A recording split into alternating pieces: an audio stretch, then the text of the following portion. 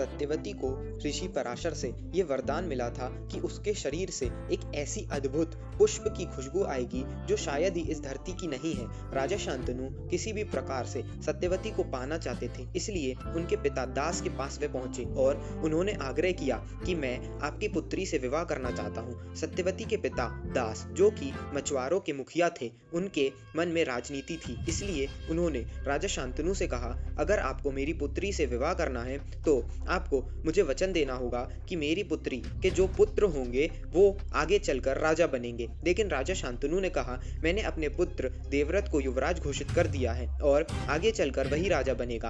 आप मुझसे असंभव कार्य करने के लिए कह रहे हैं। तब सत्यवती के पिता ने कहा, अगर ऐसी बात है तो आप जा सकते हैं, मेरी पुत्री का विवाह मैं आपसे नहीं करा सकता। राजा शांतनु वापस उदास हो गए और महल लौट आए। राजा शांतनु की उदासी को देखकर देवव्रत ने उनसे पूछा, पिताश्री, ऐसी कौन सी बात है जो आपको इतनी पीड़ा पहुंचा रही है? क्योंकि मुझे आसपास ऐसा कोई कारण नजर नहीं आता। हमारा राज्य का विस्तार बहुत सुंदर रूप से हो रहा है, हमारी प्रजा भी बहुत खुश है, तो आपकी चिंता का कारण क्या है? राजा शांतनु चुप रहे, क्योंकि उन्हें नहीं पता था कि मैं इस शर्त के बारे में देवव्रत को कैसे बताऊं। देवव्रत राजा शांतनु के सारथी के पास पहुंचे और उन्होंने उनसे पूछा, ऐसा क्या हुआ है कि मेरे पिता इतने उदास हो गए हैं? क्योंकि जब से वे शिकार से वापस लौटे हैं वे काफी उदास लग रहे हैं। सारथी ने उन्हें बताया कि मैं मछुआरों के मुखिया दास के पास आपके पिता को लेकर गया था। जब वे कुटिया के अंदर गए थे तो वे एक राजा की तरह गए थे, लेकिन जब वे बाहर आए